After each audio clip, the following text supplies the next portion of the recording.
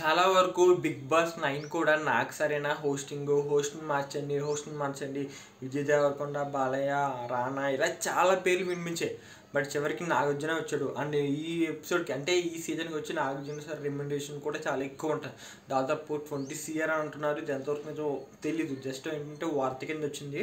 ఎందుకంటే 'big boss' అనేది 3 నెలలు కాబట్టి దాదాపు 100 డేస్ 105 డేస్ కాబట్టి సో ఈ 105 డేస్కి గాను ఆయన టోటల్ 20 CR ఎంతో ఆఫర్ చేశారని వినిపిస్తుంది. ఎందుకంటే 'బిగ్ బాస్'లో ఒకసారి రవి అంటే యాంకర్ రవి ఇంటర్వ్యూలో కూడా చెప్పాడు. 'బిగ్ బాస్'లో ఎవరికి ఇవ్వాలనంతా నాకు ఆఫర్ చేశారు, అందుకే నేను రావాల్సి వచ్చిందని.